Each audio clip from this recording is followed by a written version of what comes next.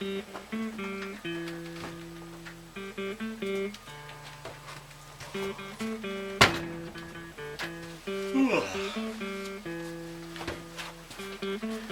it's time for a coffee chat. I'm going to talk about prepping versus homesteading versus farming versus ranching, and just how prepared we are. Stay tuned.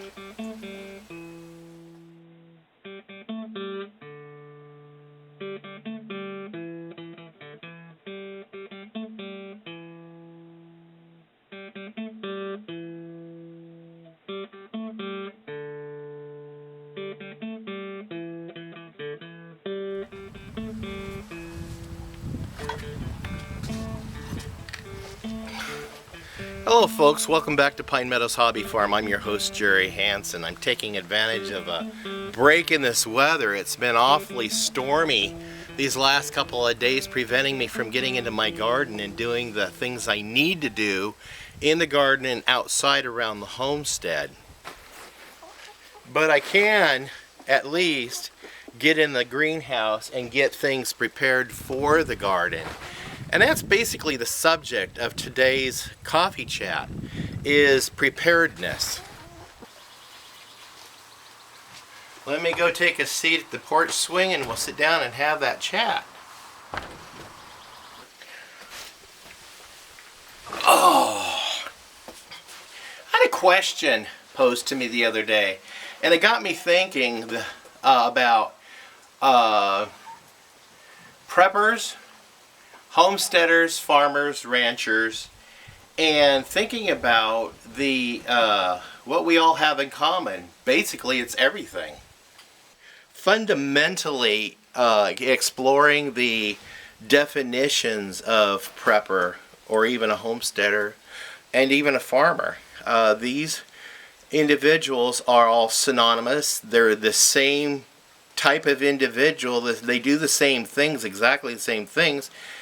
People just put different labels on them, and we put different labels on ourselves. So aside from the labels, we are homesteading, farming preppers. All of us. A rancher is one who raises grazing animals on large tracts of lands. But a farmer, homesteader, prepper will oftentimes grow their own food for themselves, their community, and also livestock for themselves and their communities. Sometimes storing up their supplies for the year, because you can't, a lot of times, depending on where you live, like some of us live incredibly rurally, out in the sticks, if you will, that getting to the store is not as convenient. So it's more convenient to have a pantry that our ancestors would have, and we just go to the pantry and lay up and collect our stores from what we work so hard at all year, and laying up and canning and preserving, things like that. So that's my subject on preppers, homesteaders, farmers, and ranchers. It's all about existing, living, gathering, having food to eat. Now, when it comes to that class of person, a rancher, farmer, prepper, homesteader, those people, myself included, are better suited to ride through a disaster than a person that say lives in an urban area, high-rise apartment. Because when you consider the grocery stores, when there's a disaster coming, I mean, look at the news. When a hurricane is coming, people flock to the grocery stores, and they buy everything they think they need to survive in case the hurricane just decimates their entire community. So it was often thought that a store would have about a 3-day supply of food. Well, that's true depending on where you live. If you live in the city, you're only going to have at best 3 hours supply because of the density of the population. If you live rurally and you have a store, the population isn't that dense, so you'll have more food storage in that store. Now these big shopping centers, they have warehouses, but after the disaster, getting the product from the warehouse to the store can be a bit challenging, to say the least. Even the Federal Emergency Management Administration encourages people to at minimum, have a 3-day supply of food, durable, non-perishable food, and drinking water on hand at all times in the event of a disaster, because there's a lot of things that are so unforeseen. Like us, right here in the Pacific Northwest at Pine Meadows Hobby Farm. We could endure a massive winter storm that comes through and dumps piles and piles of snow on us. And there's no way we can get to the store because we live so far from a store, and there's no way supplies can get to us. So that's why I think that people who live rurally, and the more rural you live, you should have at least a 3-week supply of food on hand and fresh water. This was brought to light during Hurricane Sandy. Those of you who are viewing this who survived Hurricane Sandy know exactly what I'm talking about, especially those of you who live in the far outer reaches of the counties, whereas the urban areas were able to get supplies quickly because the roads were cleared quickly because of the density of population and the amount of manpower available and equipment available to get that infrastructure cleared so you can at least get supplies to you. Those of us who live farther out, we don't have that luxury. Where do supplies come from? Well, they come from all over. Not here. They may come from the Midwest to the Northeast. And once they're freighted in, how do you get them to a rural community where you have trees going across the roads, a bridge is washed out, things collapse like in the event of a major earthquake like we're expecting here. So you know, during Hurricane Sandy, they realized those people did not get help for several days. So now they're reevaluating how much supply one should have on hand. To be wise and prudent, you would, if you're in the urban areas, yeah, have a 3-day supply because they can get supplies to you quicker than to us who live out in the sticks. Us who live in the sticks, we should have a heck of a lot more supply on hand than a person that lives in the city, because there's no way we're going to get help that quickly. No way. So FEMA's recommendations is not really a cookie cutter application for every individual that lives in the United States. They have to be realistic. You have to be realistic. And for a person that lives urbanly, yeah, 3-day supply of food and water. People who live out in the sticks better have 3 weeks food supply of and water. And also don't forget alternate means of shelter and heat. So with that said, you know, we try to grow as much as we can on our own farm. We prepare it, preserve it by drying, dehydrating, cooking and preserving, turning it into jerky, canning it, any means we can to preserve it for long storage life. And that way we have a supply that we can rotate and use from year to year, but always keep at least a 3-month supply. Now, some cultures and some religions, like I know Seventh-day Adventists and Mormons, they have fantastic food pantries. Those guys are prepared. Remember Y2K? I think that just about gave birth to this whole concept of idea about survival skills, survivalists. We wondered if things were going to happen in Y2K. Well, on very small, minor scales, they did. One guy got a bill from a video store for $9,000 some $100 because the computer that generated the bill did not have that Y2K fix in it. So the computer sent him a bill for renting that video for 100 years. Well, that was one minor thing.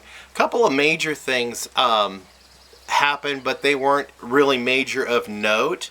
I do recall I was working for a company, and the company did the test on our company computers, and they went ahead and set the computers ahead to a date of like December 31st, 1999, and ran the test. And when it flipped over to U2000, the computers did have a malfunction, so they were able to make a fix to it and patch it. So when the real turn of the century came, it didn't affect us because our IT department was on the ball and was able to fix that. And yes, I was working for a major company, a commerce, and it would have affected commerce as far as us locally here if that fix wouldn't have been made, but everybody jumped on the bandwagon and did it. I remember when our power grid company, that they also ran a test on their computers on the system in 1998. They ran the test to see if it would infect their computers. It did. So they were able to identify the problem and fix that. That way, when the real 1999 December 31st rolled around to 2000, the fix was in, so there was no problem. Except for some idiot in Eastern Oregon went and tried to blow up a high-powered transmission tower on New Year's Eve. Anarchists. Case in point, during the Y2K scare, this family was stockpiling food and other items in their Florida home in preparation for the unexpected of the Y2K scenario. Now, doing that, their neighbors started mocking them and, well, calling them names, putting labels on them, and these people just kept doing what they thought was the wise thing to do. Then in 2000, after the Y2K incident fizzled out, they got mocked even more. Until a huge hurricane, I think it was Irma, decimated the whole neighborhood. That hurricane killed a lot of people and destroyed a lot of homes. Now, this family that was mocked and ridiculed for stockpiling all of these durable food stores went out and set up a kitchen on their front lawn and fed those very neighbors that mocked them. I heard that term, he who laughs last laughs best, but this is no laughing matter. Another thing I personally am taking to task also is identifying what grows naturally in my environment around me. The bark, the trees, the leaves, the grasses, the roots, things I can use for food and medications. Because if, I'm not saying it will, but if they keep telling us it's imminent, this big 9.0 earthquake's going to hit, and they expect major catastrophic damage in a certain region, and I live right in that region, that would cause major catastrophic damage. Now, when I built my house, I made sure I strapped it and anchored it so it meets code for the seismic zone I live in. And also this time when I built my barn, I made sure the piers were sunk into the ground and cemented. That way the barn won't move and slip down the hill like the other one when it was just setting on top of pier blocks on top of the ground, and you know, with hindsight's 2020, I decided to build the new barn with it into the ground, so nothing's going to move. Few things might be damaged, but minor, and if the house rocks off its foundation, I've got jacks. I put the thing on the foundation in the first place. I can put it back on the foundation. And I also set us up so we can have a bit of comfort in spite of, you know, power grid going down, whatever's going to happen. See, I got my barn off grid. I got the bunny bungalow off grid. I've got solar panels hooked up to the house, so we can have some comforts and leisure and still exist and still be able to help our neighbors if we need to. So that's all I have to say about that. Yep, just be prepared. And there's things you can buy. There's a list on FEMA's website that they encourage you to go and at least buy some durable foods. I know Spam has a long shelf life. There's a lot of things that have long shelf life. Beans, rice, things like that, and just at least get yourself a minimum of a 3-day supply on hand. That way, not if, but when catastrophe strikes your area, it could be anything, you at least have some comfort for a little while until help gets to you.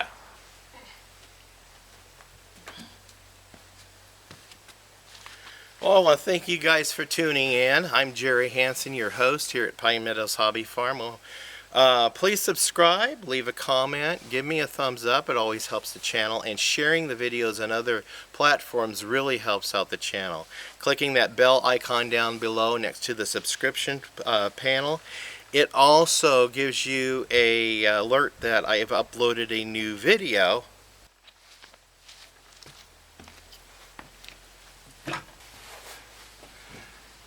And you can also follow us. We're on social media. I'm on Twitter, Facebook, Pinterest, Reddit, Blogger, Instagram, Snapchat, and LinkedIn.